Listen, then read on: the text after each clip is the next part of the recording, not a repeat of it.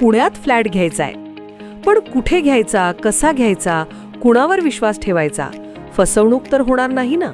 योग्य दरात मिळेल की नाही? मोठं कन्फ्युजन आहे. चला तर मग सर्व कन्फ्युजन दूर करण्यासाठी संपर्क साधूयात सारंग अहेर यांच्या रेरा रजिस्टर्ड ड्रीमोरा रियालिटीशी. संपर्क सारंग सुधाकर अहेर, ड्रीमोरा रियालिटी. मोबाईल नंबर 82 83 93 91 आणि 62 62 90 910.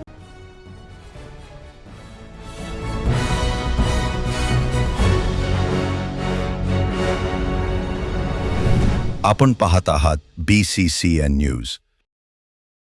बुलढाणा जिल्ह्यातील 8 सॉमिलवर छापेमारी, 800 घनमीटर लाकूड जप्त. लाकूड तस्करी विरोधात वन विभागाची धडक कारवाई. 10 जणांवर गुन्हा दाखल करण्यात आले. अजूनही वाढणार आरोपी.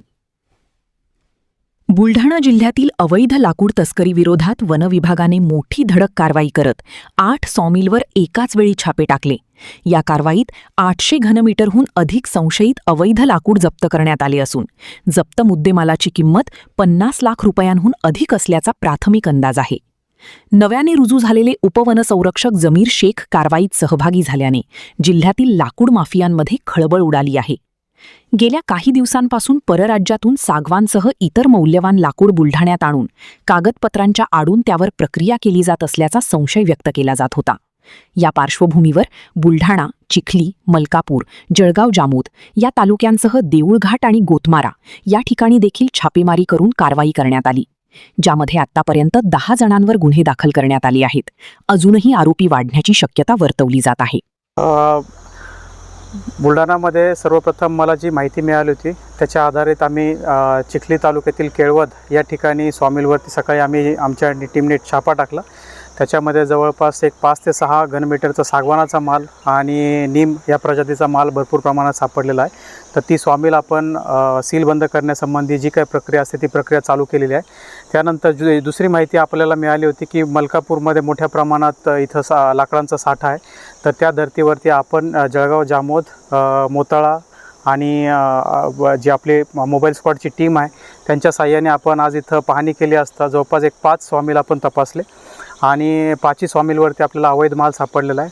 त्यापैकी जी MIDC देसरखेडा इथली जी सॉमिल आहे तर आपण सगळेजण बघत आहोत इथं जवळपास एक 500 ते 600 घनमीटर प्रमाणे इतका माल असू शकतो नीमचा, जो की विदाऊट TP हा इथं आलेला प्रत्यक्षदर्शी आपल्याला वाटतो आहे. तरी माझी पूर्ण जी टीम आहे ती याचं जे काही मोजमाप वगैरे घेऊन त्याचे पूर्ण डॉक्युमेंट्स वगैरे तयार केले जातील आणि त्याच्यावरती कायदेशीर आपण कारवाई करणार आहोत. तर सॉमिल वगैरे सील करण्यात आलेले आहेत. जिथं तालुका चिखलीमध्ये जी आपण सकाळी जी सॉमिलवरती कारवाई केली त्या सॉमिलला तर 100% आपण सील करणार आहोत, कारण की तिथं सागवानाचा भल्या मोठ्या प्रमाणात साठा आपल्याला दिसून आलेला आहे. या ठिकाणी जो साठा आहे याचे डॉक्युमेंट्स वगैरे तपासल्यानंतर पुढची कारवाई करण्यात येईल.